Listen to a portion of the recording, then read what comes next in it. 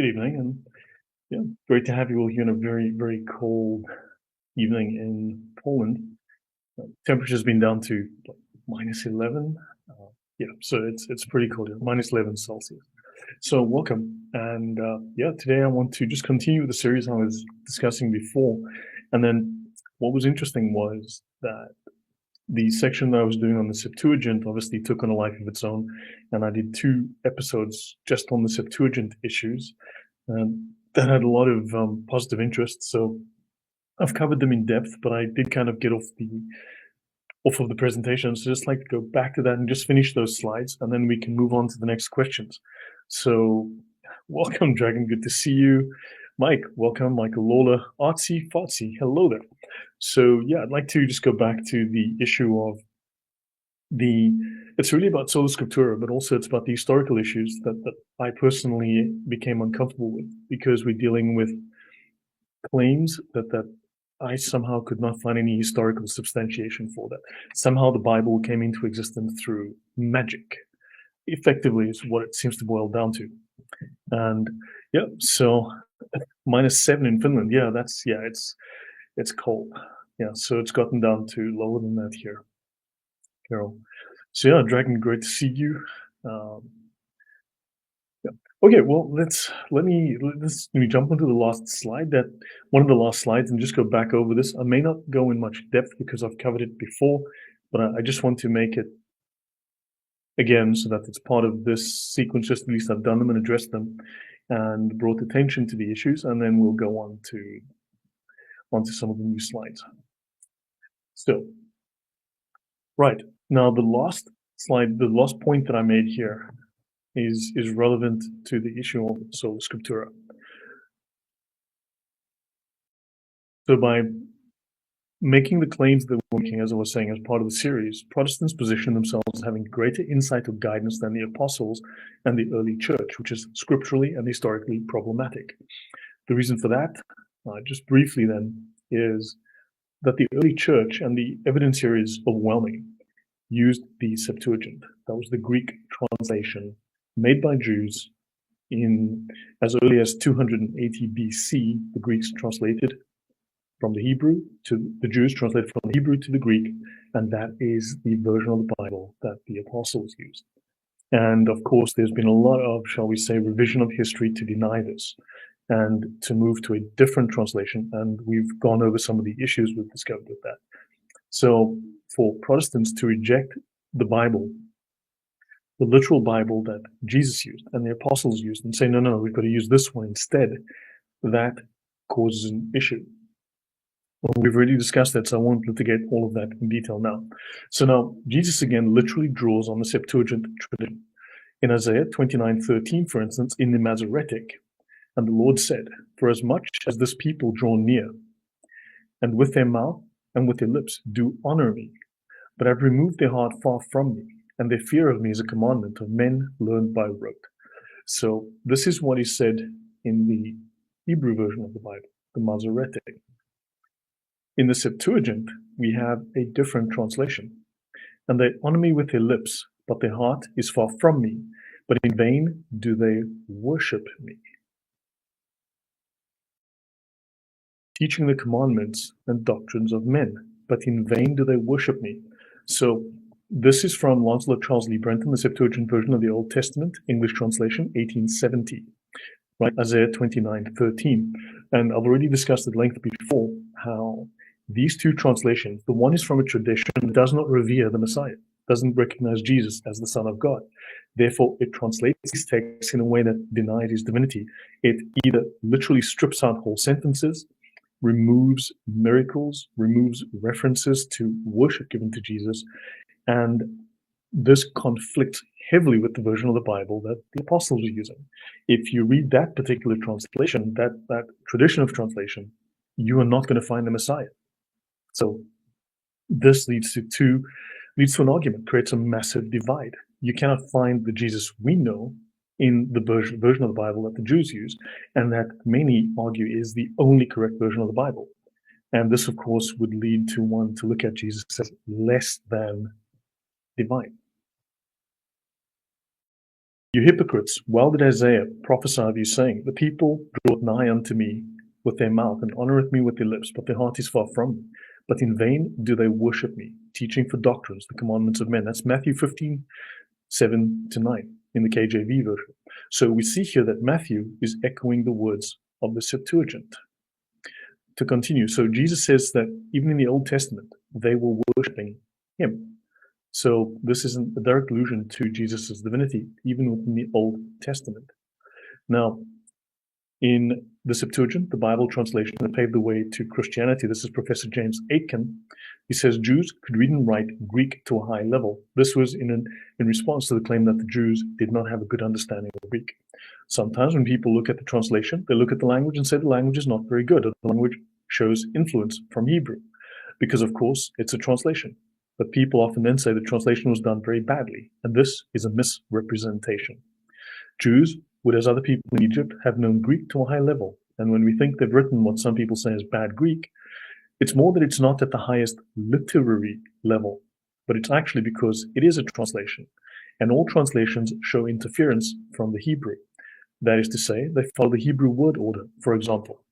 So it's a translation that is not trying to achieve necessarily the highest literary format, but it's trying to be an accurate translation from the Hebrew using the Greek language. Right. So welcome, Villainous. Good to see you. So the New Testament Septuagint versus the Masoretic text, looking at the incarnation. Again, I've covered this, so I'll try not to spend too much time. The Son speaks to the Father in Hebrews 10:5. Right. They're citing Psalm 40. Therefore, when he came into the world, he said, sacrifice and offering you did not desire, but a body you have prepared for me. In burnt offerings and sacrifices for sin you had no pleasure. Then said, behold, I have come. In the volume of the book it is written of me to do your will, O God. Now, if you look at the Tanakh, if you look at the Masoretic, the Holy Scriptures according to the Masoretic text, 1917, with reference to Psalm 40, sacrifice and meal offering thou hast no delight in. Mine ears hast thou opened. So compare a body you have prepared for me. So the Messiah coming down, being born, and then, you compare that to mine ears hast thou opened. Which one speaks of Jesus? Which translation is, well, if you translate mine ears hast thou opened, you're going to go, there's nothing divine here about this man. This is just some guy that his ears are opened. He's gone woke, right? As opposed to a body you have prepared for me. I should note, though, that a body you have prepared for me, some scholars also view that not just as Jesus having a body made for him that he will be born into, incarnated into, but also the church, a body, the church that you have prepared for me. So let me see. Modern scholarship does breed arrogance. Villainous, you make a very good point here. I don't understand, he says, why people think the ancient people were complete morons who couldn't effectively understand multiple languages. Yeah, fair enough. I mean, all ancient people are supposed to be incredibly ignorant and stupid. Yeah, fair point, one. Yeah, very good point. Right. Villain, if you'd like to come up, you are welcome. I'll drop the link and I'll leave it up to you if you so choose. I'm dropping this in the chat right now, and if you want to come up and join me, you are welcome to. Welcome, Archambault. Okay, let me continue. So the Septuagint version of the Old Testament, English translation, Psalm 39. Sacrifice and offering thou wouldest not, but a body thou hast prepared for me.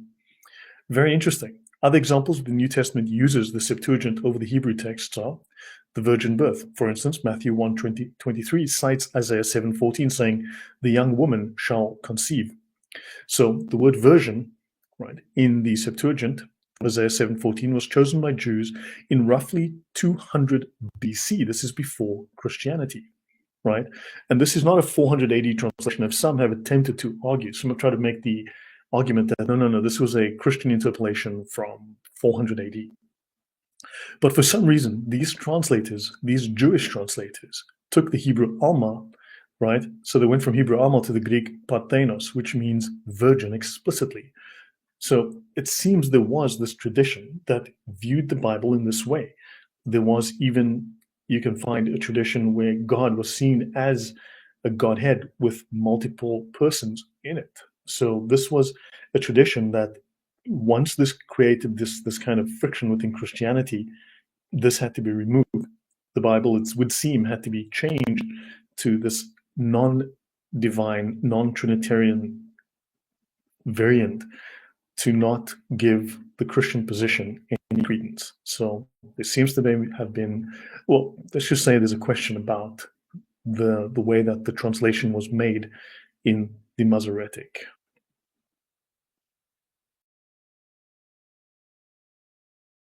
Yeah, fair enough. The church was good enough to shortlist the New Testament canon, but not reliable to finalize the Old Testament canon. Yeah, no, there's questions, and I've raised all those questions. And yeah, so in Jesus' ministry, Luke 4:18, they cite Isaiah 61.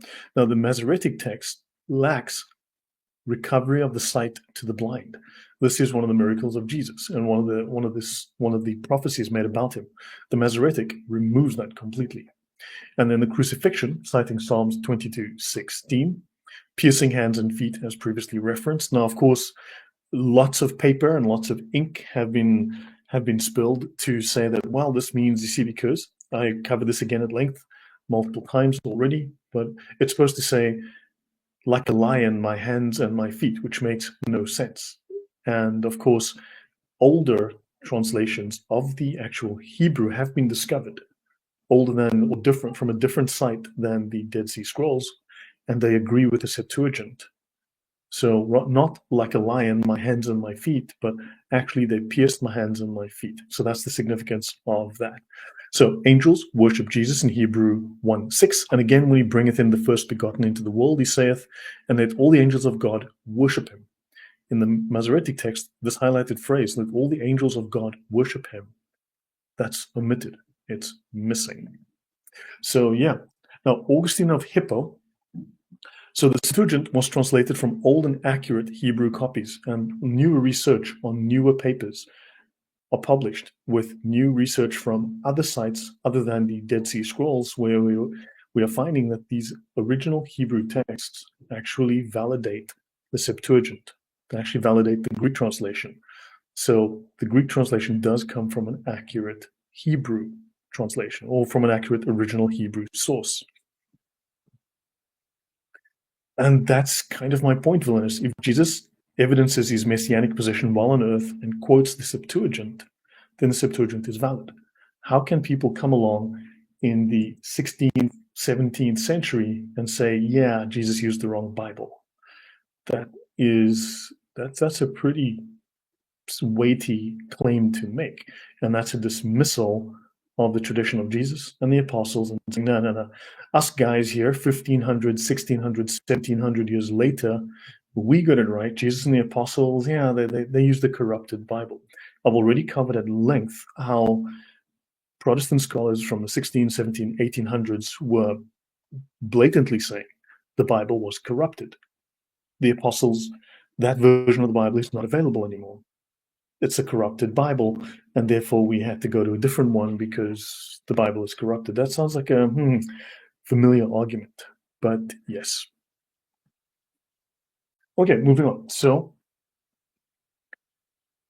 it is the most appropriate text for us to use in our present chronicle, especially since the Church of Christ, which has spread throughout the world, supports only this version, and since the apostles and disciples of Christ used and transmitted this version.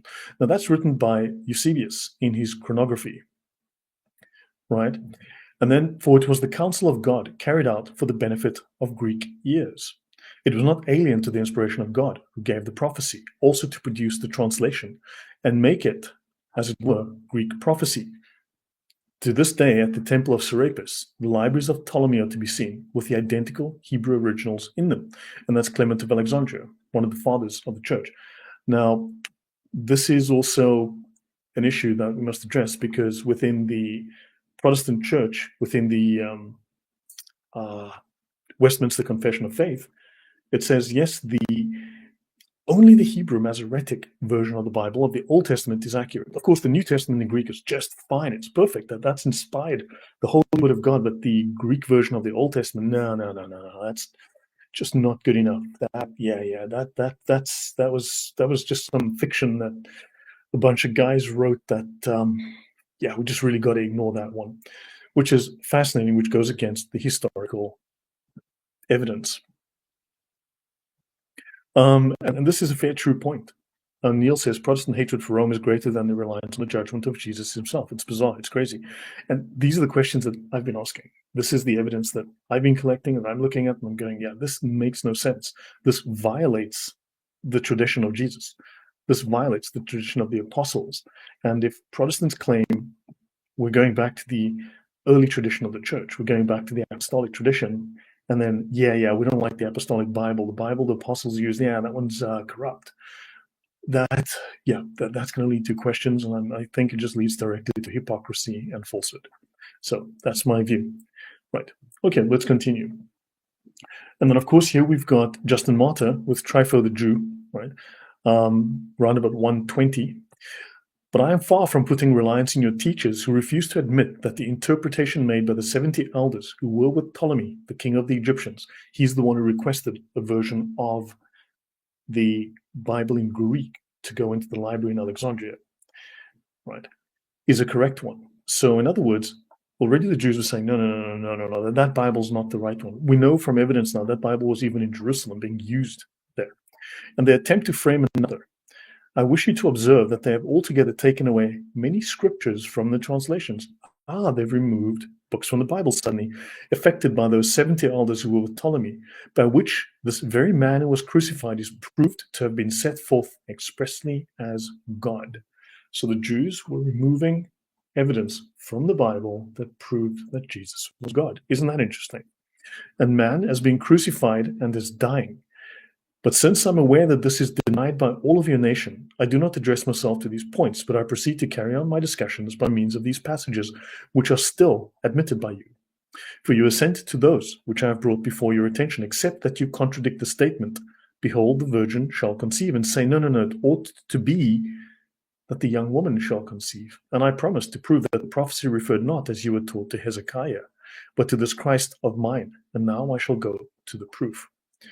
So this argument is an old one.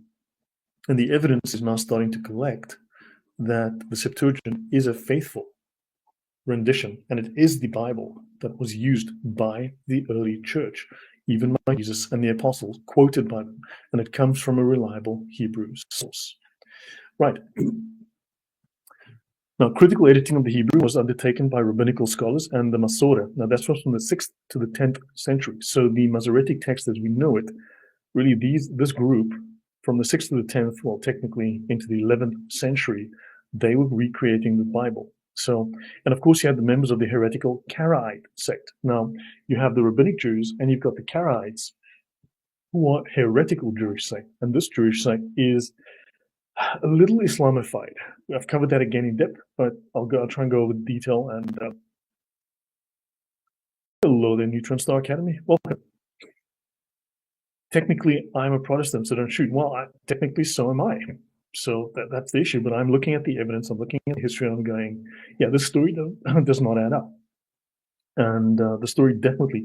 Also, as you know, I need to continue my Martin Luther series, and I think I believe I've done the most detailed, most in-depth analysis of Martin Luther, both historically and from his own writings. And when you read Martin Luther's writings, you realize the man is incoherent, and at best, I would classify him as a theological fraud.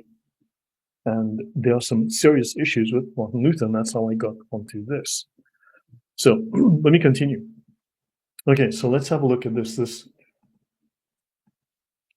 Let me go back. So the heretical Karaite sect. Let me just. That wasn't a link, so I don't have to stress about that. Let me just continue then. I thought this was supposed to be a link, but it appears not to be. So I'll just continue.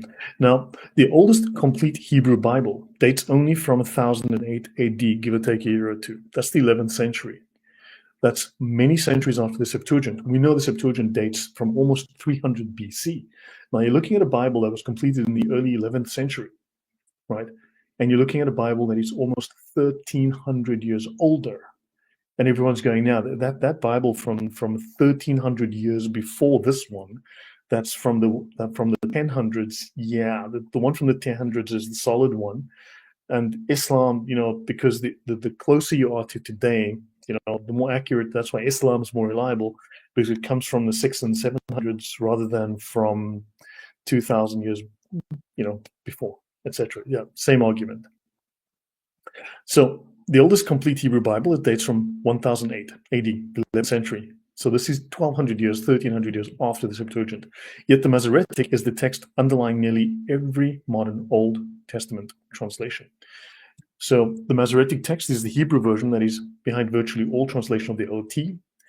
However, it has been noted by Danish biblical scholar Mogens Møller that historically the Septuagint should be endowed with a special significance, right?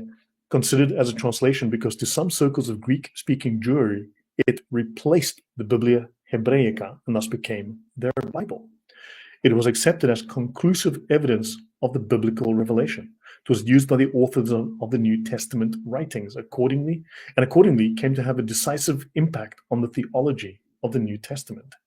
In a historical perspective, it became, to an even greater extent than the Biblia Hebraica, the Old Testament of the New Testament. This circumstance is fundamental, insofar as this translation, as a witness to the handing on of traditions, represents a reappraisal of the basic content of the Old Testament. According to Robert Hanhart, it even expresses a more profound appreciation of the Old Testament's testimony of revelation than the Hebrew. So, yeah, and that's actually a truth here. Dexius de Toledo, we inherit the Hellenistic Jewish tradition. Exactly. There's actually truth in that. Sola Scriptura, yay or nay? Nay. It's just, yeah. So, yeah. So you weren't. Oh wow, thank you, Neil D. Says your series on Lucifer opened my eyes.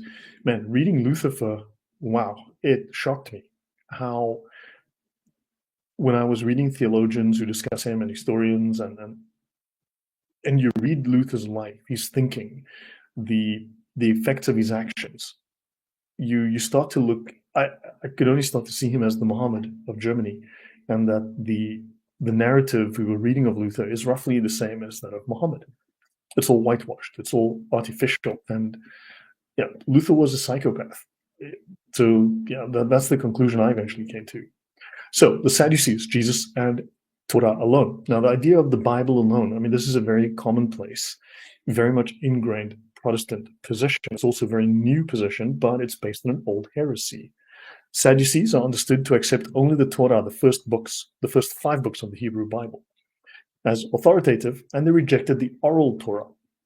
These are traditions and interpretations developed by the Pharisees, right? Now, Josephus states that the Sadducees receive no observance at all beyond what is written in the law of Moses. That's Antiquities of the Jews. And then, of course, the Sadducees hold that only written laws are reckoned valid, but that those handed down by traditions from the fathers need not be observed. So that's fascinating. Only what is written, but what was unwritten, what is known and preserved in various traditions, that's got to go. So in Acts 23:8, it mentions that the Sadducees say there is no resurrection, nor angel, nor spirit, while the Pharisees acknowledge these, implying a strict adherence to the written Torah without the additional interpretations or traditions that supported these beliefs amongst the Pharisees. So Jesus' interaction with the Sadducees. Now, think of the implication. If there's no resurrection, no angels, no spirit, where would that leave you theologically in a Christian context? Even the Pharisees admitted to those things because that is what they learned as part of their tradition. So in the New Testament, Jesus directly addresses the Sadducees' misunderstanding of Scripture. In Matthew 22:23-33, the Sadducees who deny the resurrection question Jesus about marriage after the resurrection. And Jesus replies to them in Matthew 22, verse 29, and he says, "You are wrong, because you know neither the Scriptures nor the power of God."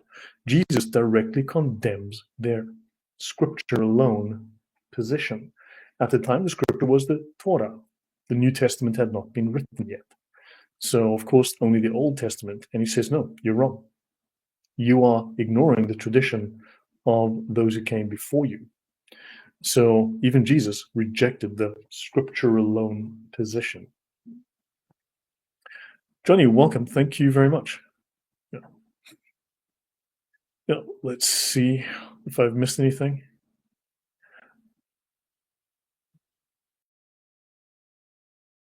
Yeah, the Didache. Yeah, I know lots of people want to claim the Didache is from the 4th or 5th century. I've seen that as well.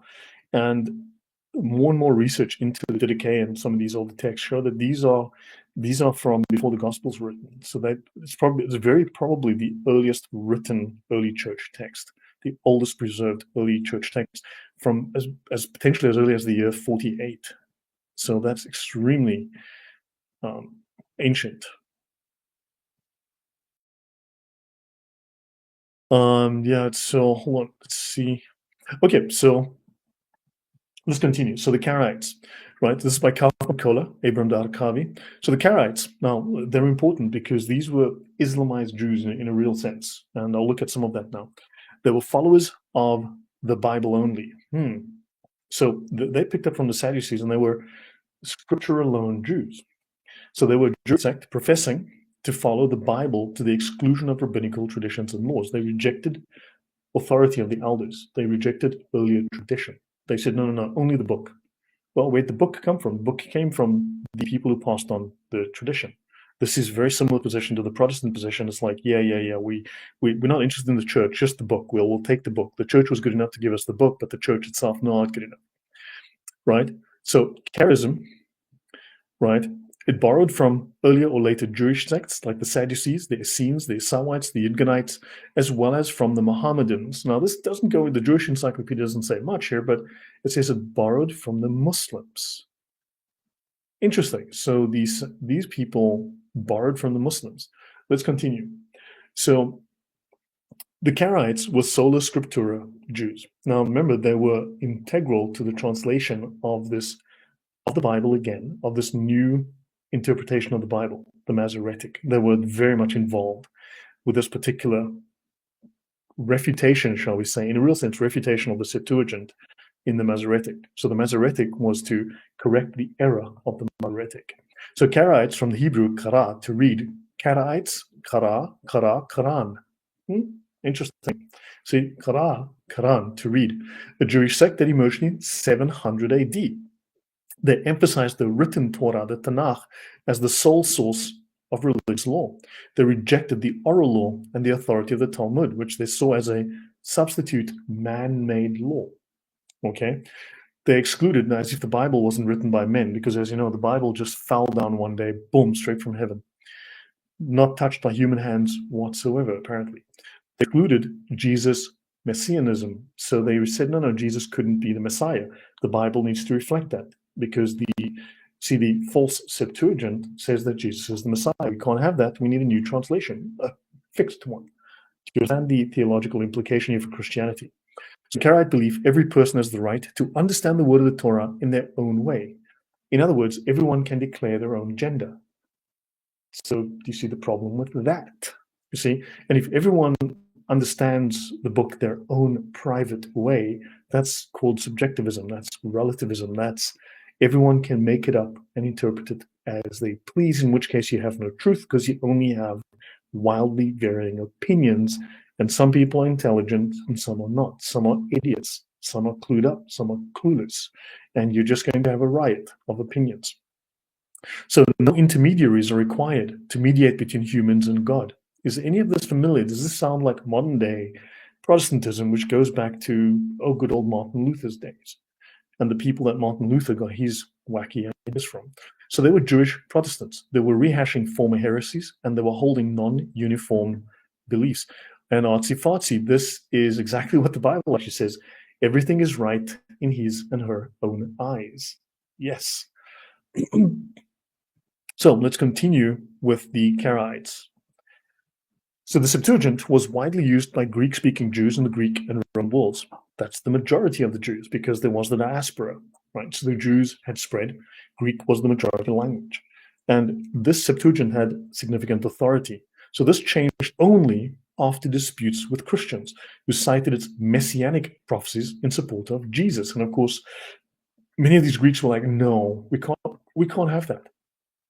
So evidence of original Christian writings, the Gospels, the Acts, the Epistles, appearing alongside Old Testament books emerged in the mid-2nd century.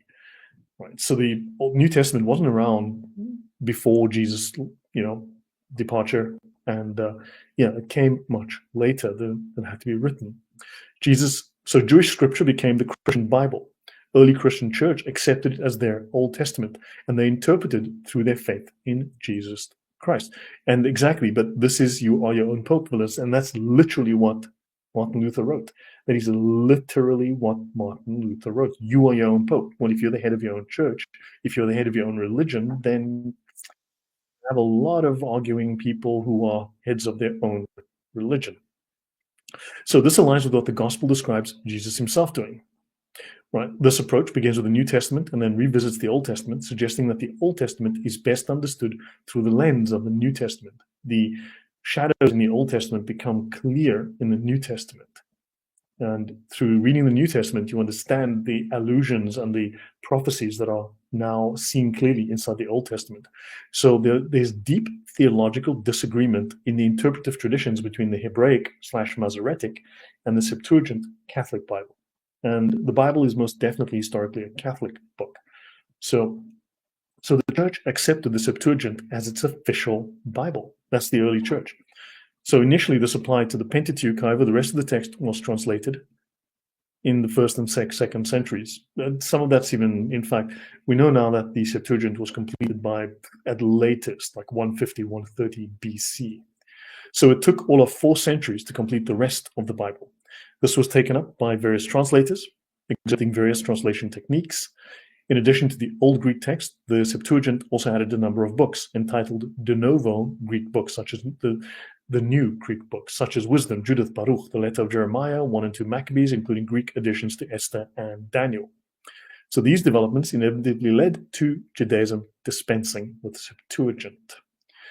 Now, what is interesting is, now I'm quoting this in full as it is, but the discovery of 8 Hever, so that's Nahal Hever, that's another repository. Oh, hold on, Villain, oh my gosh, you just popped up. Sorry, you were doing this. How are you doing?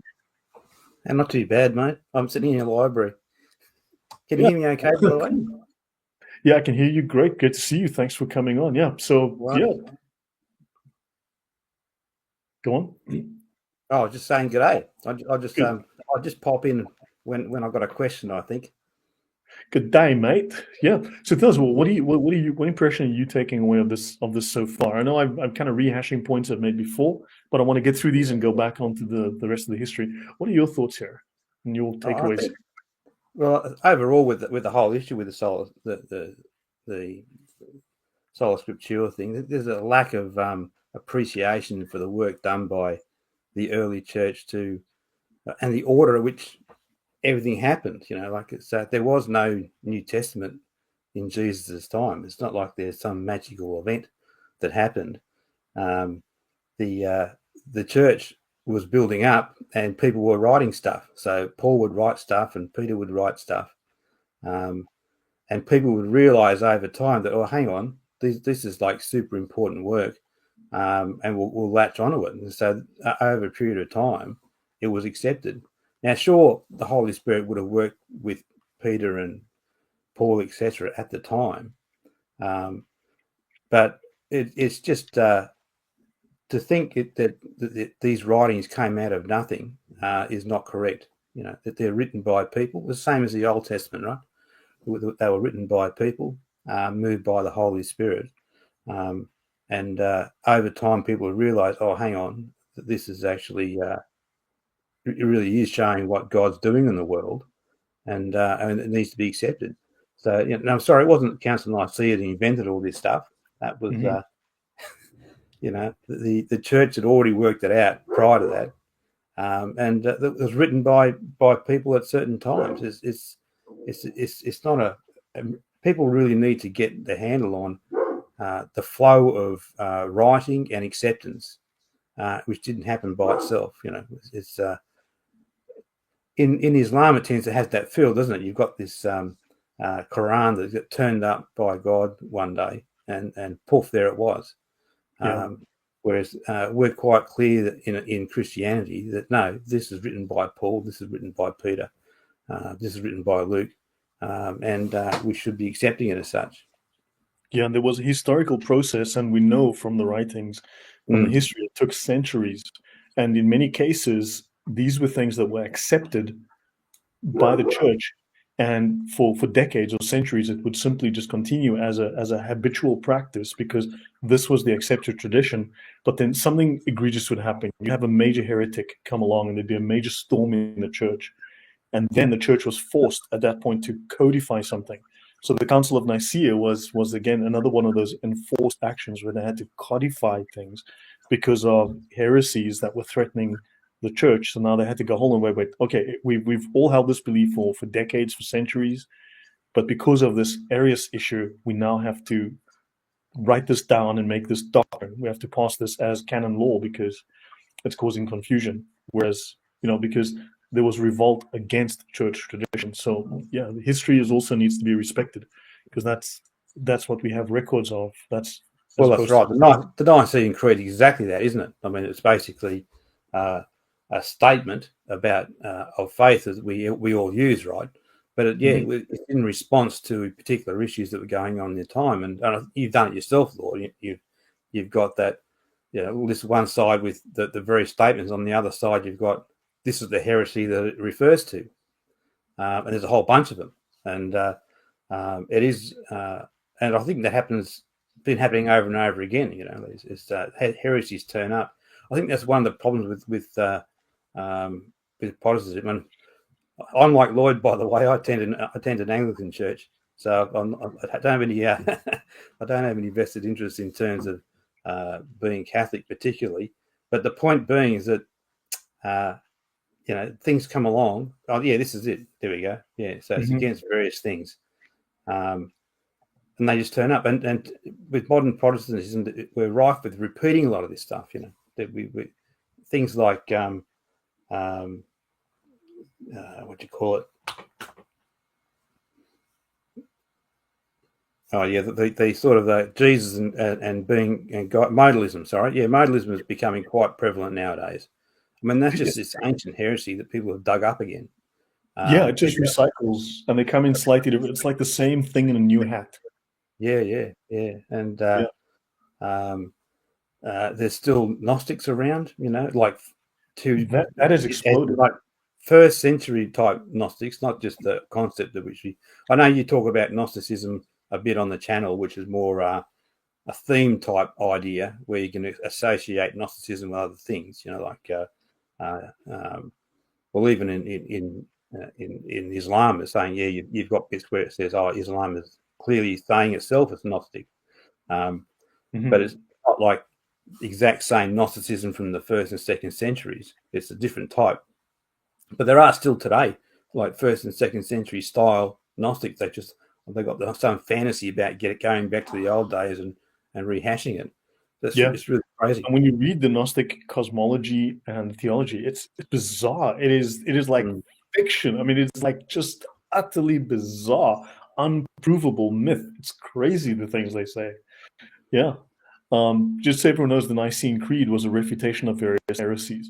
We believe in one God was deliberately put there against the Gnostics, the Father, the Almighty, against the Gnostics. And notice, also against the Muslims now. And the Muslims, within the Sharia, they claim blatantly to be Gnostics. It explicitly says in the Sharia, Muslims are Gnostics.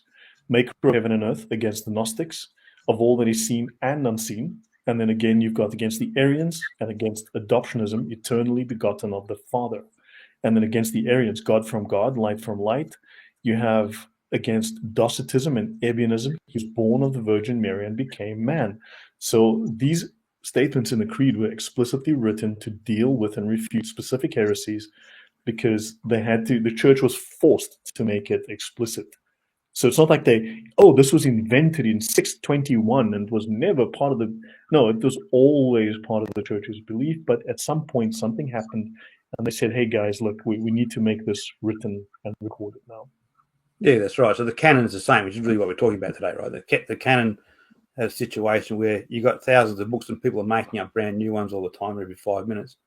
And they need to say, well, there's a lot of crap going around. Let's stick with this stuff. And it was formal. They had criteria as to why the ones were chosen in the New Testament, and most of it was quite legitimate. So it's either written by an apostle or one level down. So like Luke is not an apostle, right, in the sense that he was one of the 12, but he walked around with Paul. He knew the inner sanctum, what have you. There's arguments to be said that maybe he was in contact with Mary, etc. With part of the early parts of his gospel. I'm not going to sort of hang my neck on that one, but it's quite reasonable to assume that. But the point being is that there's good reason to have them. How could you argue that a gospel written by the actual guy couldn't be included, whereas other ones are not? Even though it's attributed to Thomas or something, it was written way too late, and it's clearly not associated with Christianity at all, and so it was ignored. And there would have been lots like that. And so the actual, but that's a process inside the church, right? It's not a book suddenly pops out of the sky and jumps in front of the Pope and says, use this. It was a process. The church it was itself, centuries. Yeah, the church itself has run that process and selected these books to be what they consider to be a holy writ. It's the church that declared that. Yeah. And Jesus didn't leave a book, and it's crazy how there seems to be this implication that Jesus left a book. No, he left a church. He granted the Holy Spirit to the church. The authority that he left behind was that of the church, which is the pillar and ground of truth. And it doesn't say the Bible is the pillar and ground of truth anywhere in the Bible. It says the church. And by the way, just there's a comment here from that below. Islam stole traditional clothing and hopes of claiming to be Abrahamic, and then so on.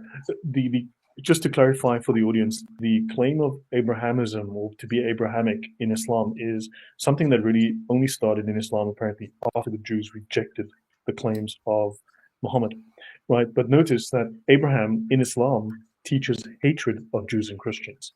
It's interesting that Christians went around at the time of Abraham, and he's the first Jew, but Abraham hates Jews and Christians. So you go to Quran 60 verse 4, and it says, we are completely quit of you and whatever you worship apart from Allah. We disbelieve in you, and between you and us enmity, translated as hostility, hatred, ill will, animosity, and antagonism has appeared, and abhorrence, which is extreme repugnance, loathing, abomination, forever until you believe in Allah alone. So now, if you go into the creed, and this verse, Quran verse 60, verse 4, of hatred towards Jews and Christians from Muslims, saying that no, Abraham actually hates Jews, Abraham hates Christians, and as Muslims, to be loyal to Allah, we have to hate you too. And this creates the doctrine of what's called al-wala wal-bara, right? So the doctrine of loyalty and disavowal. We are loyal to Allah, and we hate who Allah hates. And Allah hates you. Are you a Muslim? No, then Allah hates you. So after you love Allah and His Messenger, Allah obligates you to hate those who oppose Allah and His Messenger. We hate the people of shirk. Do you believe in Jesus Christ? Do you believe in the Trinity? Well, you're the people of shirk. Muslims are required to hate you. And this obligation comes from the creed of Abraham, the creed we are ordered to follow. And this is in the Aqidah, the creed of Islam. So Muslims, as part of the creed, are required to hate Jews and Christians. Literally, Islam is hate speech. Your thoughts there, Linus? Well, it's obviously that the obvious thing is quoting Abraham for this is just crazy. It's Abraham was the founder of monotheism, which was being worked through God, through the Jews primarily at the start, right?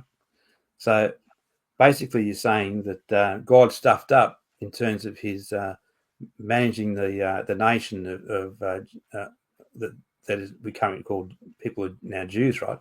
So he stuffed up. So he was almost did Allah commit shirk by stuffing up. It seems to be crazy, and and really, the Christian heritage is uses the Old Testament completely. It's not like we rewrote to suit ourselves. We just continued on using the same book, right? Yeah. So the Christian and Jewish heritage is consistent in that fashion, and really Islam has to prove itself to be somehow uniquely new, or that the Judaism and Christianity have failed to maintain that. I think they have the duty to prove, and they just can't do it, right? They've got no evidence apart from there's no historical evidence that It's all circular claims. I mean, the Quran is useless. It's completely irrelevant and completely useless in, say, archaeological terms. It has been used to validate or verify or locate nothing in an archaeological sense, whereas the Bible is a major text used in archaeology to find or validate things, identify what they are. Yeah. Can't even validate its own main towns. You dig up in Mecca, and what do they find? A 12th century Ottoman fort or something, and that's it. Well done, guys. Yeah. Now, also another common thing is that another common claim by scholars is that, oh, look at all of these conflicting translations of the Bible. No, sometimes these translators would, as they're working through, like, remember, they didn't have the modern eases, modern conveniences we have today, like computers and printers. They would take a long time to scribe and to write out the Bible. And as they were going, they would change their translation so that even in the middle of a chapter, they might decide on a new approach to translation, from word for word to thought for thought, or a combination of those. So you see continuous revision of previous translations. So it's not that these are different, but they were trying to refine the translation and improve the translation. Now, the phrasing in this text above, added a number of books, is highly misleading here, unfortunately. These books were part of the Septuagint of the 1st or 2nd century BC, and that's a century or more before Christianity started. So even within these academic texts, you'll find that there are errors that creep in, or biases based on theological biases that are evident even from these scholarly works. But of course, it does say the Septuagint is a holy text, the first Bible of the Holy Church. At least this is something that is very well confirmed in academia. Right. So the Karaites, the Masoretes in Islam. Now, this is a Braille paper. This is the role of the Karaites in the transmission of the Hebrew Bible and the practice of transcribing it into Arabic script. So the Karaites were very much involved in translation with the rabbinical Jews in creating this new Masoretic, and then they translated it further into Arabic because these guys were bum chums with the Muslims. So in the Middle Ages, the Karaite Jews in the Islamic world used both Arabic and Hebrew script. They wrote not only Arabic texts in Arabic script, but also many of their Hebrew Bibles in Arabic transcription. So let me just go to this here. Let me close that. See if that's relevant to us. Okay, so the Masoretes and the translators, now the Karaites and the Czech brethren. Let me see if I have this correct.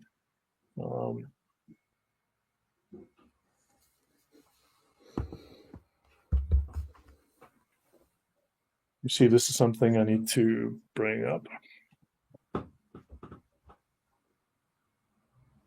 Okay, for some reason this link is... Something's gone wrong there, isn't it? Yeah, something's definitely gone wrong. Yeah. So yeah, something's gone wrong here, unfortunately. Not sure exactly why and what, because also this is supposed to be highlighted. There's supposed to be very specific sections. But what is evident from this, I'll just drop this link in the chat again. I've covered this before, so it's fine. It's in the previous talks. I've got some pop-ups on this, so I just don't want to litigate the same old story again. But these guys were cheek to cheek with the Muslims. These guys were very close to the Muslims, and they were very much using, shall we say, Islamic principles of translation when they were doing the translation of the Hebrew Bible, which I think this would be very questionable. So I don't want to go over all of this again. It's a very long article. I had highlighted all of the relevant sections. It's no longer there, but I've covered this before. Yeah. Maybe you're on the original by accident or something. Say again, please. Maybe you're on the original by accident rather than your one with highlights. Yeah, it could be. Yeah, I've got with one of the highlights. I've covered it before in previous episodes. I mean, it's something people can go back to if it's critical. But a comparison, let me just continue with this. It's something I've done before, and I don't want to do it again. Good night, Artsy Fartsy. Take care. See you soon. So a comparison between Karaites and Protestants goes back to the 16th century. That reminds me as well. Let me go to, I'll cover that one later. Goes back to the 16th century. In religious polemics, the Catholics reprimanded the adherents of the Reformation for their reliance on the Bible exclusively and the rejection of the tradition by comparing them with Karaites. Karaite Masoretes produced the most reliable text of the Hebrew Bible, at least that's the claim. And the Czech Brethren cared about an appropriate translation of the Bible. The Czech Brethren, those would be certain, shall we say, people influenced by Jan Hus and various other heretical movements in that part of the world. And so they rejected the Septuagint, which is going to lead to a very different theological viewpoint than those who are working with the Septuagint. Okay, so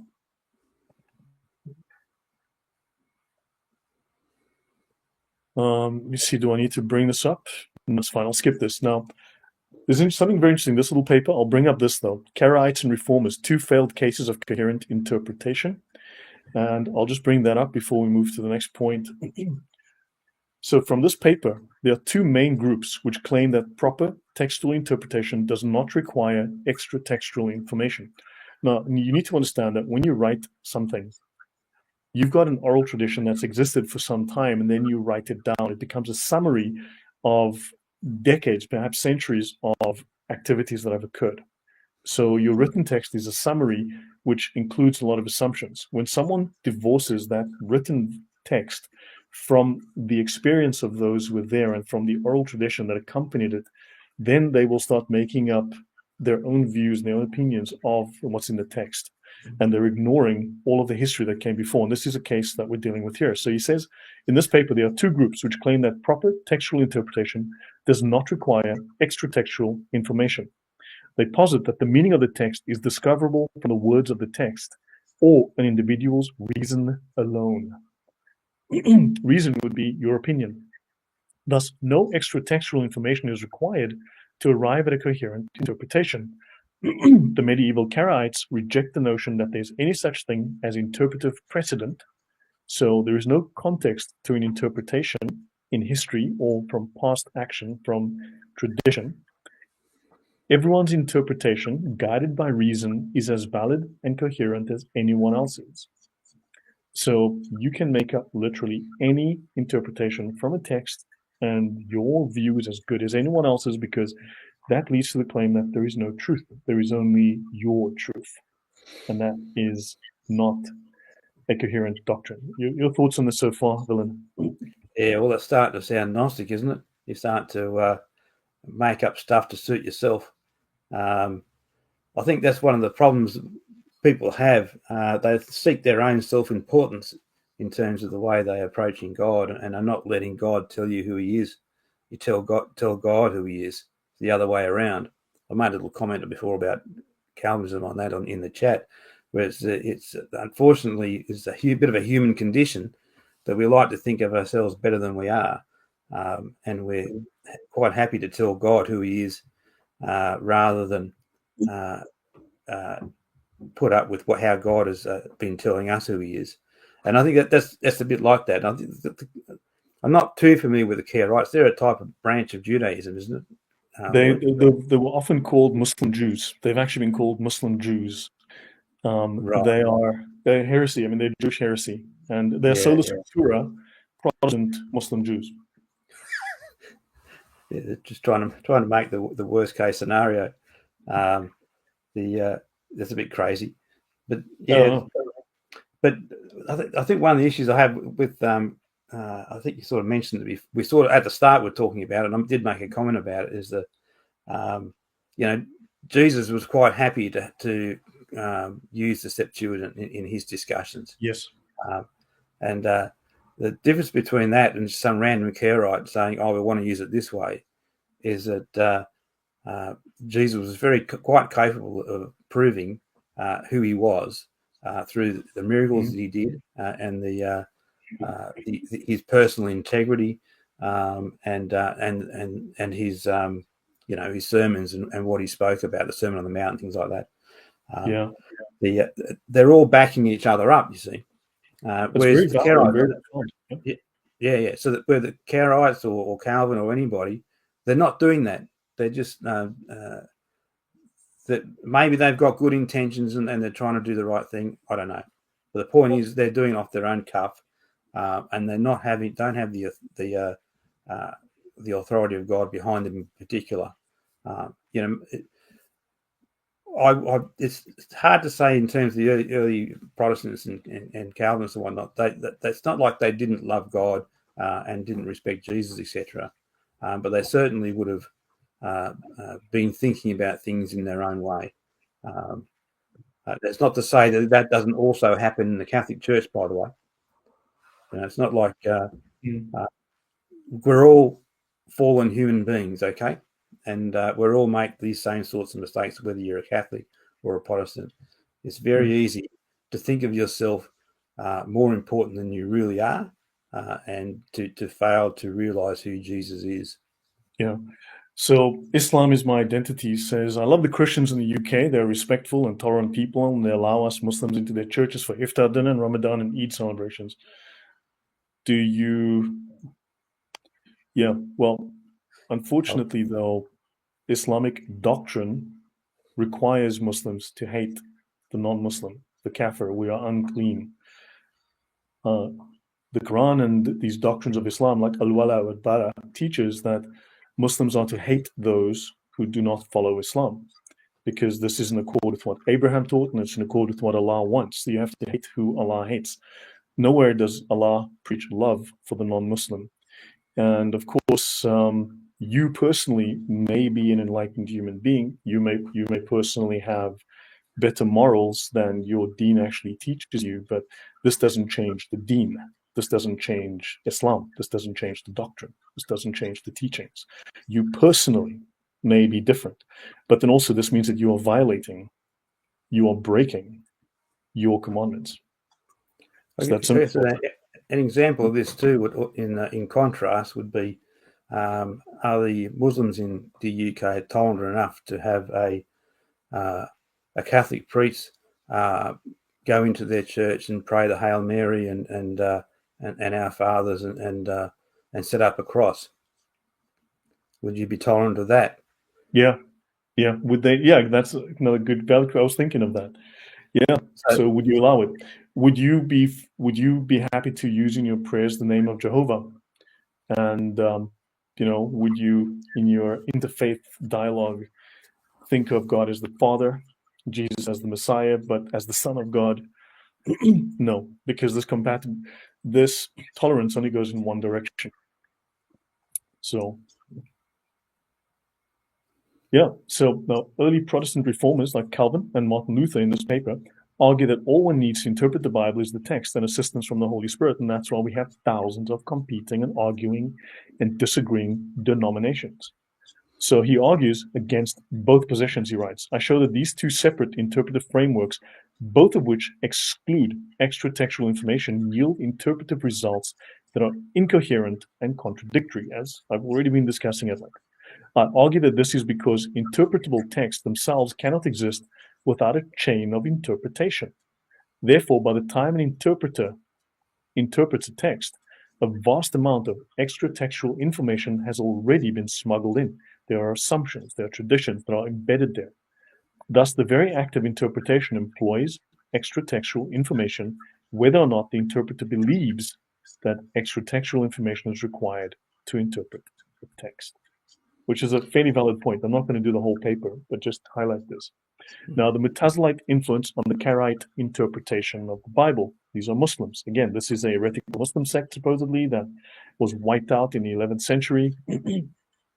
And in rejecting the oral law, the Karaites emancipated themselves from the rabbinical tradition, just like the Protestants liberated themselves from the Catholic tradition and the Pope. They set about interpreting the Bible using new methods, often influenced by Islam. This was their most notable undertaking, and that's a very interesting paper that discusses this. But even as the Karaites were developing their system, the Muslims had not yet worked out their definitive exegesis of the Quran. So this process went on for a long time. As we know, the Karaites took from the 6th to the 10th, 11th centuries to complete their final exegesis. and the final translation. So yeah, but they were very much influenced by Muslims. Why do we need people that are, let's just say, heavily influenced by Islam translating the Bible? Do you think that adds a question mark to whatever they come up with if they are using traditional Islamic interpretative methods, and if they are using methods applied to the Quran to now apply it to the Hebrew Bible and saying, hey, let's interpret the Bible using Muslim ideas? I'd say that screams problems to me, Philinus. Yeah, well, that's right. It's I mean, one of the core features of Islam is the two houses, right? So you have the us and them type thing. You've got the house The of Dar Islam. al-Islam and the Dar al-Harb, yeah. Yeah. So anybody outside of the house of Islam is automatically in a some form of state of war. It doesn't mean you actually like attack him willy-nilly, but there is in a sense that there's no excuse really needed to go to war. You just need to be in a position where you think you're going to win, I think. But to have that idea is just total in contrast to Christianity, right? Because in Christianity, we're supposed to love God, love your neighbor, love your enemy. And that love your enemy basically is a refutation of anything associated with this two houses concept. Yeah.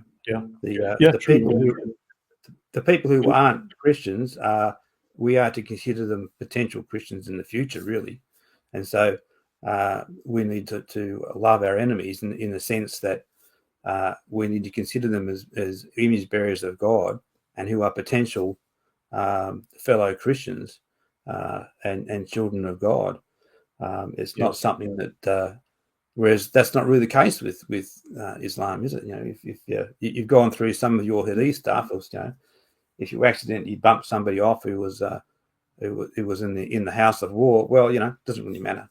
Yeah, exactly. No, there's no consequence to it. I'll bring up a couple of questions and comments. Islam is my identity. I respect the Christians in the UK, and they respect us. So he personally, as one single lone ranger, respects the Christians, but the Christians respect the Muslims, because as a whole, Western Christian societies are very tolerant. White society is actually very tolerant and very respectful of other people. It's very accommodating. But unfortunately, the Muslims, as we have seen, are at the moment doing things like slamming cars into crowds, driving cars into Christmas markets, randomly going around putting knives into people's throats, attacking children, attacking women, attacking men, and blowing themselves up at concerts and various other things. As we are seeing of late, there's been a huge rise, and then lots of anti-Semitism, lots of church burnings. So, and also, of course, as you know, the world's most egregious rape scandal, which is still not being accurately and openly discussed in the UK, which is by 95% Muslims. That's a serious problem. And this is a serious problem. We don't invade random churches. Yeah, you burn them down. And of course, Christians may be tolerant because Christians also don't understand Islam. But there's also the fact that in the Sharia, Muslims are required to lie to make Islam dominant. So it's not just permitted to lie, it's required to lie. So the church authority has been miseducated on Islam. So they'll ask in the church, no, we would never do the opposite. Now, why would you never do the opposite? Now, why? That's hypocrisy. You see, because again, Abraham, according to Islam, teaches hatred of Jews and Christians. Your doctrine teaches you to hate, teaches you to be dominant. And that is not an equal position. That's a position that demonstrates hypocrisy and a hatred for your fellow man. Before any comment before we go on, Philinus? No, I think that's fine. I did have something, then I got distracted with my bloody phone and forgot it. Sorry. Yeah. Phil says a significant percentage of Christians hate Catholics. I don't have good evidence, but just anecdotal.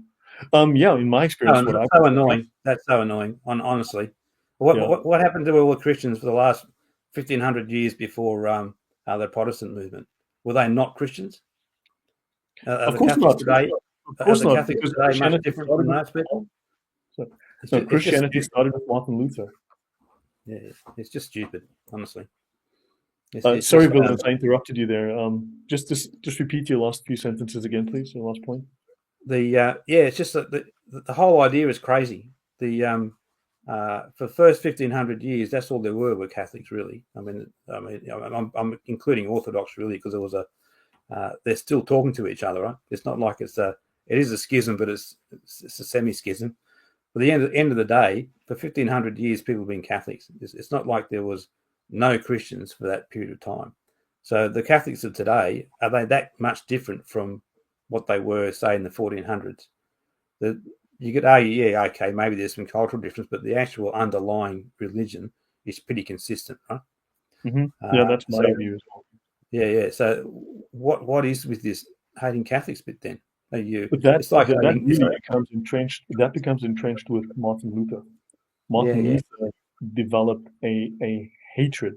I mean, if I've read through Martin Luther's hatred of Catholics and Jews in the past, I've done works on that. The man was vile. I mean, vile. If you think Muhammad was nasty when he spoke about Jews and Christians, Martin Luther went 2 stages past that. Martin Luther was absolutely despicable in his language. I mean, he'd make a sailor blush the way that man just was. He was vindictive. Martin Luther was a vindictive man, and so there's definitely it's like hating yourself in a way. Yeah. Okay. So look, so Islam is my identity. This is the last comment of yours that I'm going to address, and that's it. We're done having this off-topic conversation.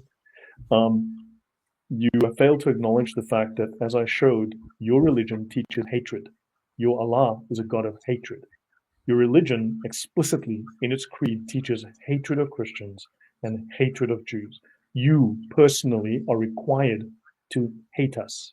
That is your commandment from Allah, from Abraham, from Muhammad.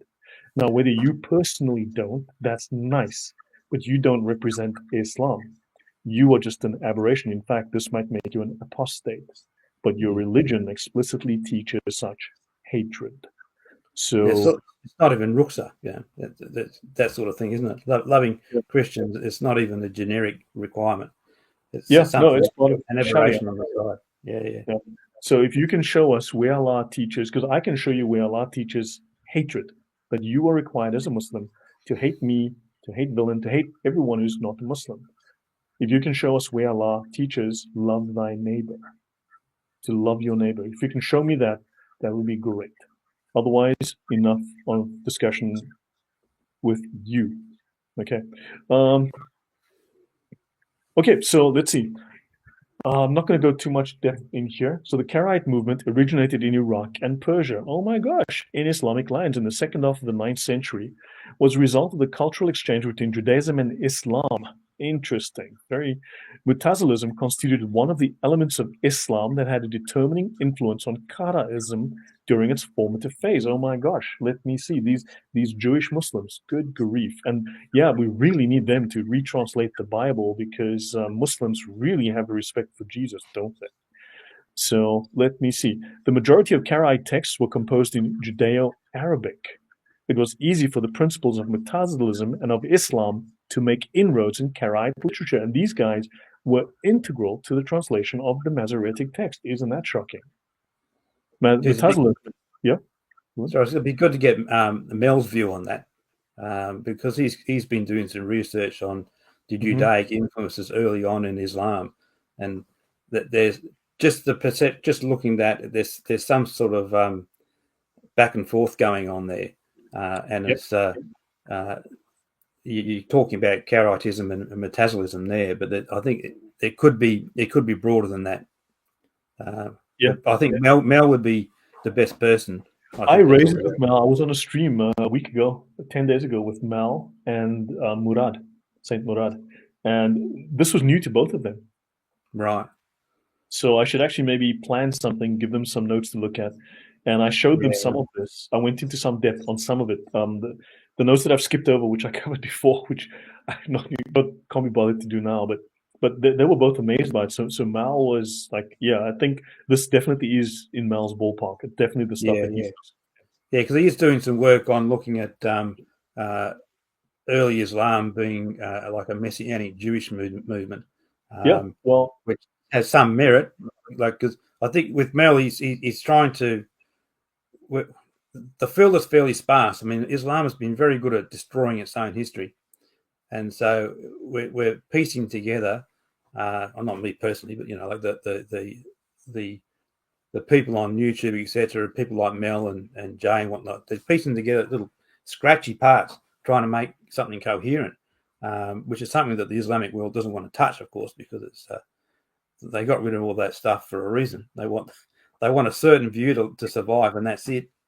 But so, I'm not going to say Mel is absolutely correct in what he's going through, but it's a worthwhile process to analyze to see what's going on in the early stages, and that's a theory about how it began in terms of some form of Messianic Jewish movement, and it needs to be looked at and reviewed. If it's wrong, it's wrong, but if it has merit, then we should pursue it. You just think the Masoretes are roughly contemporaneous with the start of Islam. This very same group that comes along, the Masoretes, that now these masters of the text that come along and redo the Bible, they are contemporaneous with the foundation of Islam. And you just wonder, did the egg have a chicken here? Yeah. Or did the chicken have an egg? We have to wonder, like, are the two connected somehow? And then Masudi, a well-known Muslim scholar, said that the Karaites are the Mutazilites of the Jewish community. These Jews, a little bit Muslimified here, They are carrying on the Muslim tradition within Judaism. And in the Guide for the Perplexed, Maimonides points out the influence of Mutazilism on certain Geonim and Karaite theologians. That means that certain of these people who were running these yeshivas, these Jewish schools of learning, were influenced by the Muslims, because there was a lot of back and forth between these two groups. And the 14th century Karaite, Aaron Aliyah, reports Mutazilism influence. And some of these guys had Arabic names that we call Ahmad something, Muslim names, these typical Arabic names, these Jews with Arab names. You wonder, like, okay. So the 14th century Karaite reports Mutazilism's influence on the first Karaites. When Israel split apart into two sects, the Karaites and the Rabbinites, the Karaite sages and a small number of Rabbinites embraced the Mutazilite doctrine. So they became Muslimified. And that already starts to tell us how Jewish influence entered into Islam, and potentially how Islamic influence may have entered into Judaism.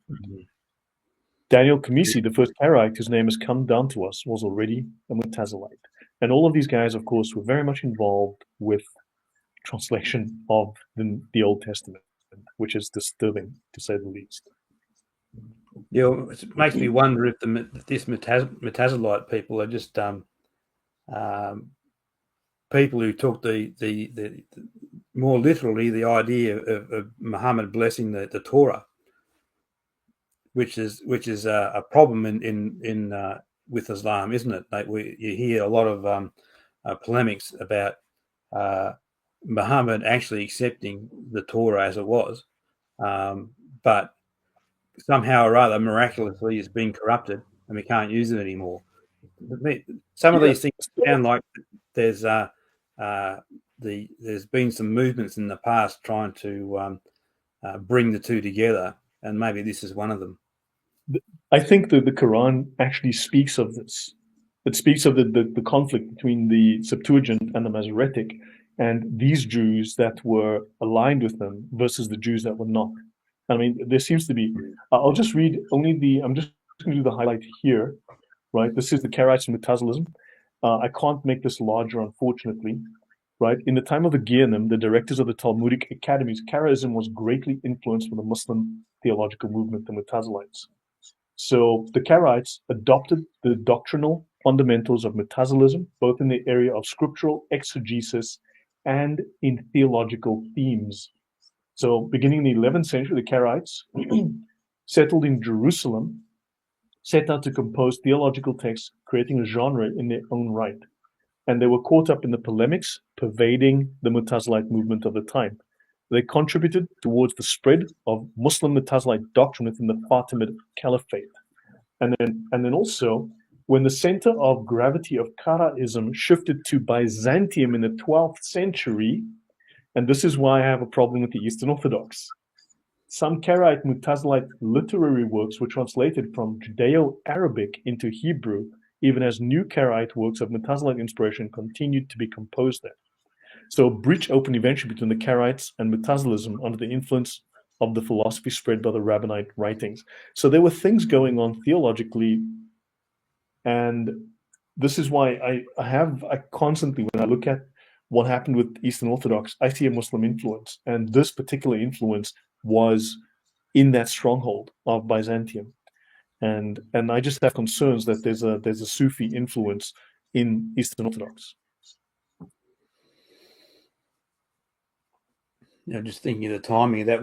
When the Masoretic text, how old is it? It's actually not as old as people think. That it was completed roughly 1008, just after the beginning of the 11th century. Oh, so 1010, in the year 1010, roughly. So it's actually with the Septuagint is about 12 to 1300 years older to BC era. That's the difference. Yeah, it's sneaky because it's in Hebrew, but it's not actually newer. It's newer, sorry, rather than ancient. Yeah, and it's not a one-to-one correlation with the original Hebrew that the Septuagint is based on. It's actually not a one-to-one.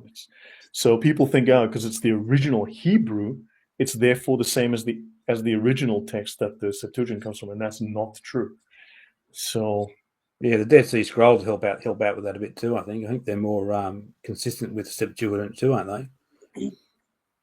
I'm not sure. I might be going down a rabbit hole there, but it's I think it's the Dead Sea Scrolls are quite important as a bit of a snapshot. I mean, I know they're not perfect scrolls, and some of them have deteriorated quite badly, but it's still quite important. Yeah. So I'll just go on. Hopefully, I can get past this section and move on to the rest of my talk, which is simpler. But Karaites, Islamic Jewish Protestants. So this is another paper, Polyak, 2006. So Karaism between Judaism and Islam. And it says, according to these scholars, the contribution of Islam was in encouraging and creating the right conditions for these trends, these scripturalist trends. In other words, for the Karaites to adopt Islamic Quranic style exegesis and interpretation methods. And then these scripturalist trends were to surface and manifest themselves openly. Interesting. It's almost like Muslims may have incubated this movement, this Jewish heretical movement, like they may have a hand in starting it, in creating heresies to infect Judaism and creating heresies as we can, when I do my series on Unitarianism and we go to Central Europe, Eastern Europe, and you look at these heresies that arise, like Unitarianism and other heresies, you might start to think that the Muslims might have been whispering in people's ears and saying, hey, we'll give you a little bit of money. How about you start a heresy that goes against Christianity as it's been practiced for the last 1,500 years? What do you say? Nudge, nudge, wink, wink. Your thoughts, Villain? Yeah, well, it's some of those movements definitely are a dive back into Islamic ideas, because in Islam, Allah's a monad, right? It's just like this single entity. Yep. Whereas in Christianity, God is one, as in echad. It's a unity.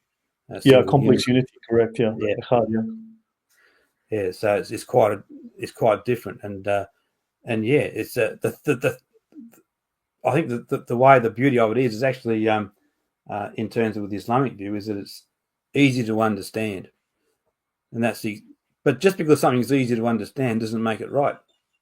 Correct. You know, like Newtonian mechanics, for example, is fairly easy to understand. I mean, a lot of people, in comparison to, say, Einsteinian ideas, all right. So, but Einstein is more complex than Newtonian mechanics, but it's correct in comparison. Like Newtonian mechanics is great for general use, but if you're trying to do whiz bang stuff in a cosmic scale, it's useless. It just doesn't work.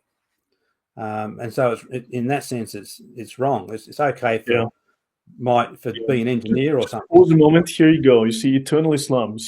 Eternal Islam, you're doing Islam wrong. Islam's supposed to be a religion of peace, not a religion of hatred. So it says, we did burn a church in Pakistan because they burn our Quran. Actions have consequences. They can't walk free. Every country has laws. Well, Muslims are driving over into Christmas markets and driving over children and stabbing children in streets randomly. So you are okay then if we bomb your countries, right? You're okay with the US bombing your countries. You're fine with the US bombing Muslims. You're okay with Israel bombing Muslims because you guys are, not just matter of burning Qurans, but you guys are blowing yourselves up at concerts. You're stabbing people, driving into Christmas markets. I'm sure you're fine with that. You see? So yeah, so guys, Eternal Islam, you cannot go away permanently. And let me see. Let me probably just go burner back. account for Islam the is other my guy. identity. Yes. Yep. Sorry. It's probably a burner account from the other guy. Yeah, very possibly. And thank you for silencing or muting at least Islam is my identity. So yeah, just put him on timeout for the next half hour or the next day or something, because enough time wasted on dealing with these off-topic issues. Let's just go back to the subject at hand. Um, yeah, I mean, look, if this is the view of Muslims, and he's perfectly correct because they have to hate. Islam is a religion of hatred. It is not a religion of peace. They can't prove that to you from their doctrine. I can prove that it's hatred. That's easy. So yeah, that's the same person. It's only called a religion of peace for the propaganda in the West. Yeah, It's not peace; it's submission. yeah. So there was someone that left a question. I'm just trying to find. I may have missed it.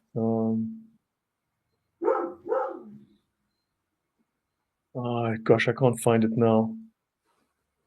Yeah, thanks, Dragon, for yeah.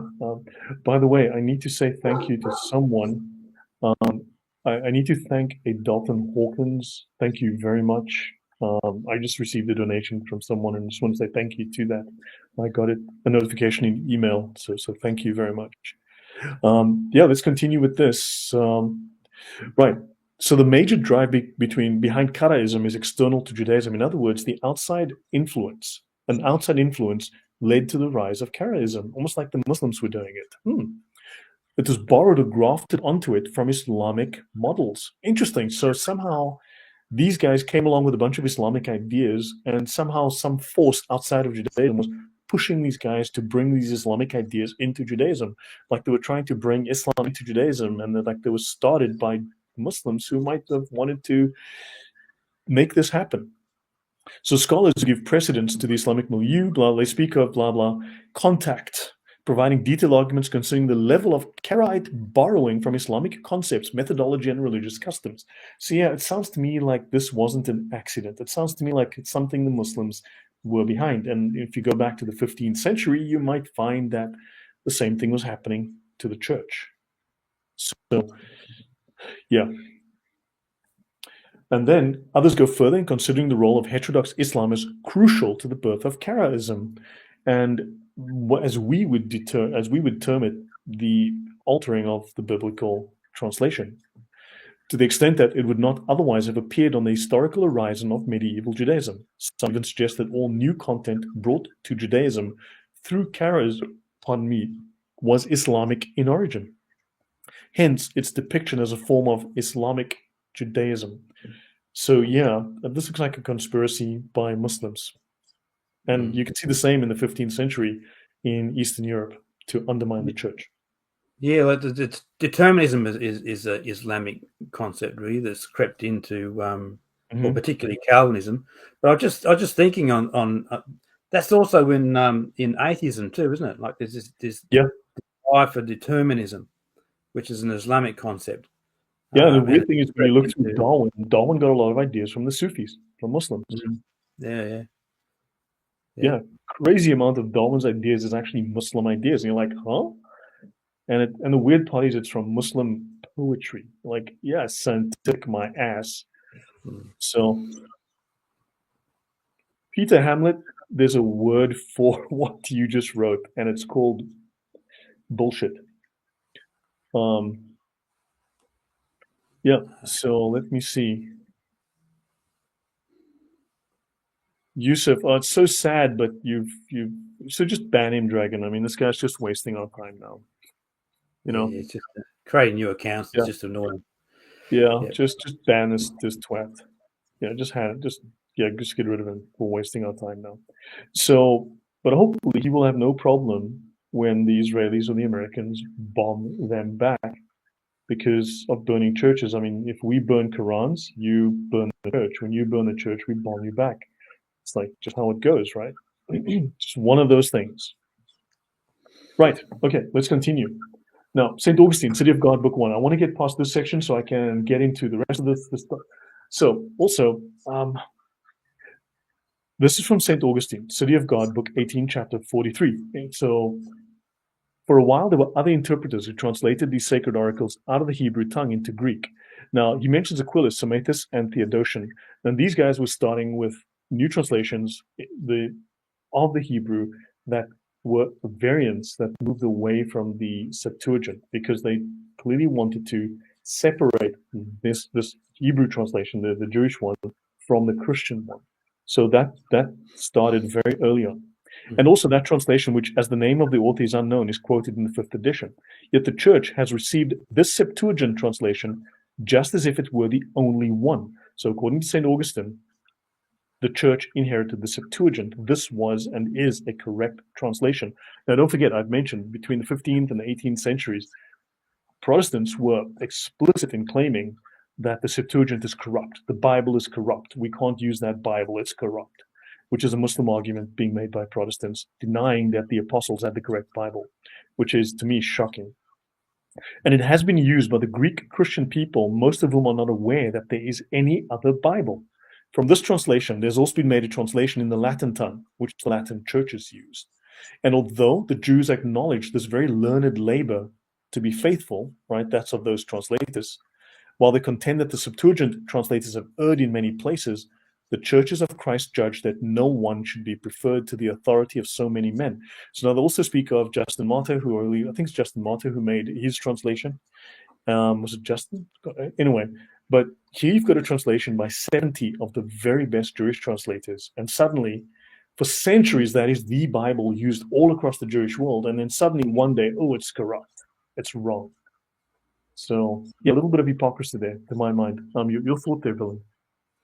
It's sort of, you can sort of see, if it was something like trying to translate an original one into something that was useful and on the side, that's one thing. Because a lot of our English translations are like that, aren't they? You think about it, we go back to the original Greek and we make a translation, which is not really how Muslims view what we do, but it is what we do. And they're of various needs. Some are more literal, some are more phrase for phrase type. So in that sense, and that's trying to communicate right to people, right? Using the best of their ability, really. And you could argue maybe they're doing that, but are they really, or is this just something that I've got the shits for the Jews now. I don't want anything to do with what they've done, and I'm going to make something up new. It's almost the reverse of what the Jews have been trying to do with the text that they're using. Is geez, we don't want anything in here to do with Christians. Let's see if we can tweak it at that.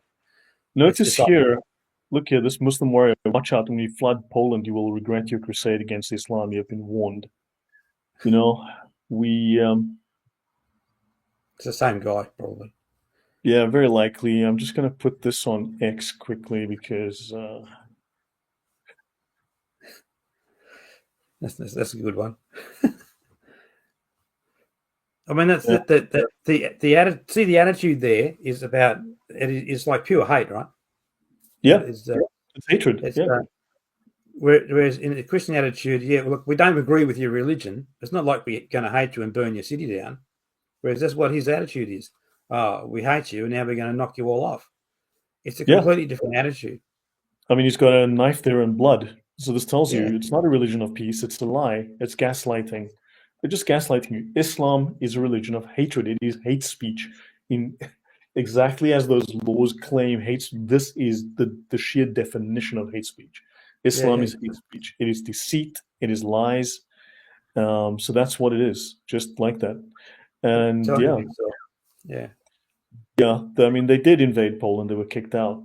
And the one interesting thing is, though, that people say, well, by 2050, Muslims are going to be 99.7% of all people in Europe if things continue. But it's like saying, this morning it was 6 degrees Celsius, but by 10 a.m. it was 19 degrees, and by 11 a.m. it was 25 degrees, and by 5 p.m. today it's going to be 93 degrees Celsius during the day. It's like, no, it's not a linear thing. At some point it gets cooler. At some points things change.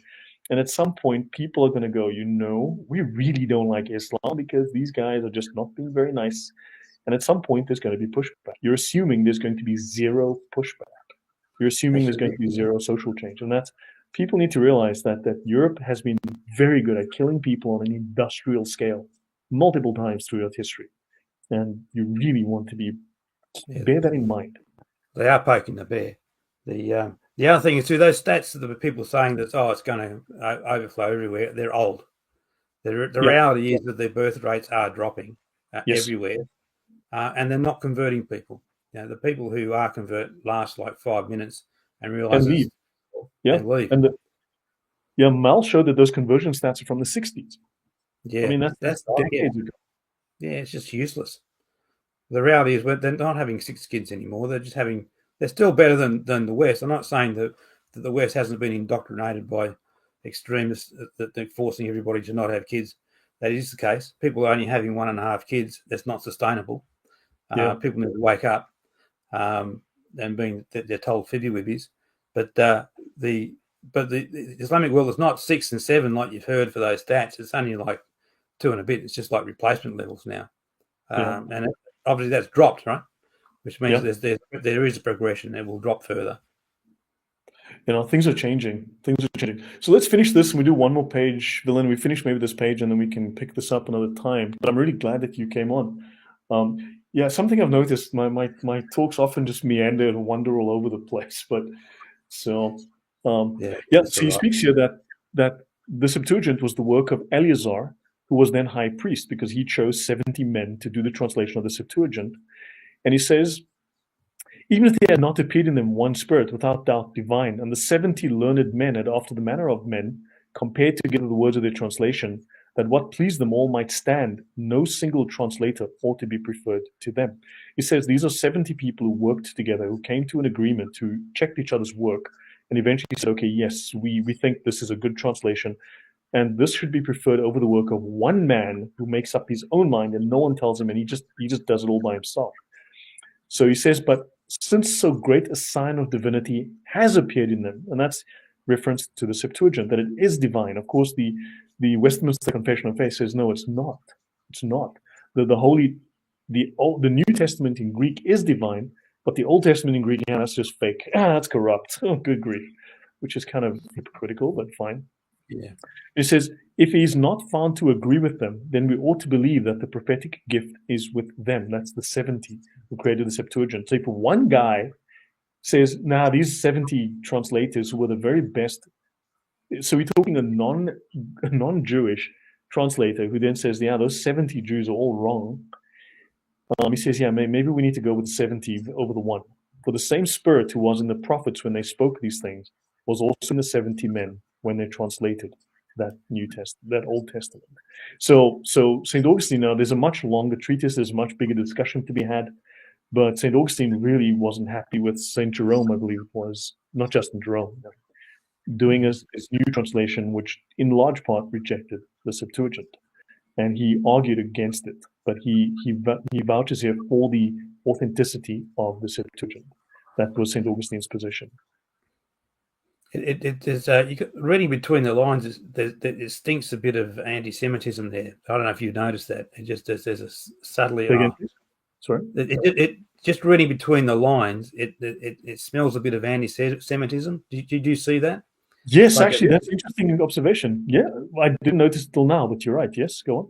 It seems to me like they're not happy that the Jews actually created a Septuagint and they're trying to get something different. And this is a problem with the church over a long period of time, and hopefully we're growing out of it. And to be honest, I think the genuine Christians are growing out of it. Is this sense that the filthy, the old filthy Jews, the big nose, that sort of thing. The pictures are from the Nazi rumor mill. That sort of idea has been around a long time, and it's embarrassing, guys. We need to get out of that. And this is it's quite old, like it's not new. And if you speak to Jews, that they're not happy with Christians because of it. You know, there's a it's not like they're hateful in particular, but like they're aware that anti-Semitism will creep back into a Christian fold very easily, and it's actually ignorant of how Christianity began, to be honest. And I think that's part of what Augustine is trying to mention here, is that, you know, Christ used the Septuagint. Why would you choose something else? The Septuagint created by 70 Jews. I think that's a valid question. Christ used it. The apostles used it. Why would you reject it in favor of a new translation that comes 1,000 years later? Yeah. And that denies Jesus' divinity. It's like, this makes no sense to me. What's the motivation for you doing something different? What are you thinking about? You know, you basically what you're saying, those 70 Jewish scholars from 200 BC or whenever it was, 100 to 200 BC, they're all wrong, you know. And Jesus must have been wrong too, wasn't he? Because he used it as a naughty boy. Yeah, Jesus didn't know any better. Unfortunately, fortunately, you had Martin come along and fix that. So yeah, it just stunk a bit. It just didn't sit right with me. I mean, you know, I don't know enough about it, but it just something bit behind it said, that doesn't sound right. You know, there's something behind that doesn't sound right. Yeah, I mean, there's so much argument on both sides, but once you look at it, the argument is changing. The evidence is coming forward now, and that the Septuagint is valid. I mean, you can see there's a change coming. New research is bringing new evidence. Let's finish this page, and I think I can call it a day here. So the Masoretic text was created by anti-Christian Jewish scholars in the medieval period who explicitly rejected Christ's divinity. I think that's a fair assessment of the argument here. They deliberately altered the text to remove obscure references to Christ's divinity and messianic prophecies, as we are discovering in the 21st century from new discoveries of older Hebrew texts, other than the Dead Sea Scrolls, which show that the Septuagint was quoting, the Greek Septuagint was quoting legitimate Hebrew translations that are ancient, that are pre-Christianity, hundreds of years pre-Christianity. That's right. The monad Judaism of today is not the what was at the time of Jesus. The two powers in heaven was quite a strong concept. It's only a rabbinical Judaism, which is actually newer than Christianity, is more a monad type religion. That's another oddity. Yeah. Jesus didn't know any better. Exactly. Fortunately, Martin and John came along, Calvin came along and fixed that mistake. Yeah, the Septuagint predates Christianity and thus could not have been biased towards Christian interpretation. Right? But of course, the Jews didn't like it, that it said the things it said that were clearly messianic. Jesus and the apostles quoted from the Septuagint, not from what would later become the Masoretic. The Dead Sea Scrolls often align with Septuagint readings against the Masoretics, proving the Septuagint preserves older Hebrew readings. As we've shown already in other discussions, we've gone over new findings that show that the Masoretic is wrong and the Septuagint has the correct translation because it's in the original Hebrew. And the Masoretic is a medieval Jewish reaction against Christianity, not an authentic preservation of the original Hebrew text. Now, there'll be areas where it's correct, certainly, but there's also a change in the translation to take on a different angle which denies divinity, denies certain miracles, and so on. So I'll use this page last. So this is the final one I'll end here. So sure, Jesus and the apostles used it, but. So the argument that the use of the Septuagint by Jesus and the apostles does not justify preferring it over the Masoretic is completely invalid. And I've seen this argument made. Okay, so Jesus used it, but it's corrupt, but it's this, but it's that, but you need more evidence. Look, I mean, if Jesus liked coffee and John Calvin comes along and says, no, you have to drink tea, I would tell Calvin to F off. I think it's as simple as that. Excuse my French. Well, what do you think? Well, there's two things. I mean, you find that the some of the apostles and whatnot would quote other documents, and now they're in the New Testament, right? And they make Jewish documents, but non-Jewish documents. Now those wouldn't have been divine, but they were just utilized for a purpose. Now there's a bit of a difference between that and a divine Old Testament text that would have been used. So there's a different focus. You're grabbing some random information to create a point, or am I going to actually refer to a biblical text to make a point? They're two different approaches, and you can't mix them up. And I think that's what these guys are doing. Septuagint is validated by Christ due to who he is and how he walked the earth. Mm-hmm. So the Septuagint is justified as the historic biblical holy text as a result. You can't use that argument on the books that were quoted randomly to make a point, because we already know that they're not. They're just there to make a point. So there's that difference, and there's confusion here. So basically what you're saying is that, oh no, Jesus used the Septuagint as random text to make a point, rather than using it as a holy book. You see what I mean? And so there's a subtle difference there, and you shouldn't mix them up. The Septuagint was classed as a holy book by Christ, and he used it. It was the Bible of the apostles. Yeah. So this is invalid. It ignores the fact that the Masoretic text was compiled by those who rejected Jesus' divinity, and they altered the text to erase references to him. This seems to be this is the conclusion that I've come to, and this is the conclusion that seems to be evident. And this is where the evidence seems to be leading, if you start reading some of the new evidence that is being found. So Jesus and the apostles used the Septuagint as scripture, not just as a book to make a point, as you said. Very well said, Willem. The Masoretic was created centuries later by people who explicitly rejected Jesus' divinity. Now you can say, well, the Masoretic was based on earlier Hebrew scriptures that already existed. Yeah, well, so was the Septuagint. And your point being, but the Masoretic is a tradition of translation that was made by people who were very Islamified, for one, which is a problem, and two, they rejected Jesus' divinity. So yeah, the same people deliberately altered text to remove references to Christ. I mean, I think then arguing that we should prefer the Masoretic over the Septuagint implies and means that we reject the version of Scripture that Jesus himself used, that the apostles used. We prefer a version created by his explicit opponents. I think that's rather stupid, and we accept deliberate anti-Christian alterations which actually erase Jesus' divinity, his miraculous actions, and his worship from the text, and you don't find Jesus anymore. So far, what do you think of this? I mean, these are. Yeah. I think we've commented about this already in a lot of ways. Yeah, the key takeaway is who is Christ and what did he use? But the people who are avoiding Christ are trying to create a new narrative, which is what the Rabbinic Judaism is doing, right? Because I think one of the problems is with Rabbinic Judaism is regularly over a long period of time, it's been a right field for Christians to be converted from, because there is that connection. All of a sudden, people realize, oh, hang on, Jesus actually does meet all the Old Testament criteria. How do you cope with that? And the way you cope with that is to take on Christianity, right? Exactly. Unless you remove all those Old Testament criteria, the prophecies from the Old Testament, and then Jesus is nobody. Yeah, that's it. Don't forget that all the first Christians, all they had was the Old Testament. That's what they were using. Fair point. And yes, exactly. They were justifying their religion completely on the Old Testament at the start. Exactly, because the prophecies of the Old Testament that were now fulfilled in their sight.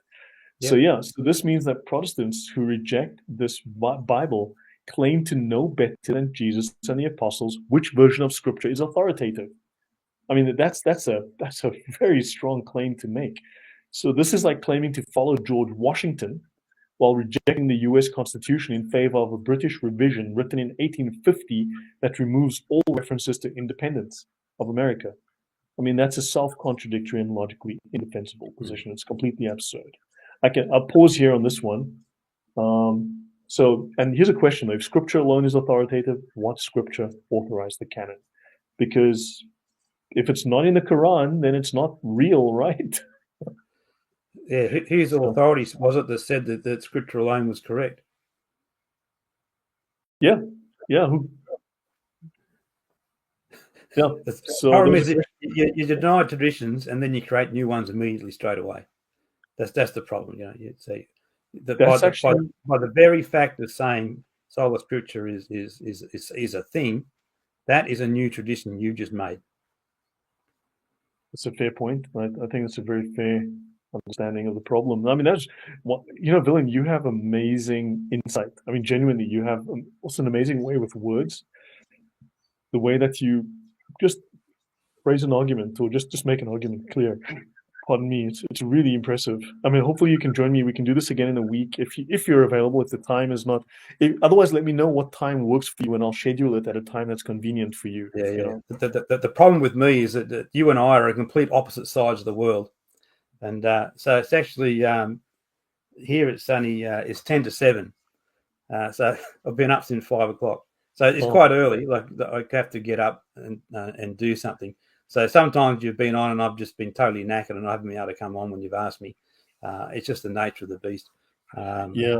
I mean, we can try and change the. I'll change my stream time to later or sooner or something if it's possible mm, to make it work for you. You know, I can go later, for instance. You know, if I have to for more. yeah, yeah. It probably depends on the day too. Like if I can uh, nip back to bed afterwards on the weekend, it's not so bad.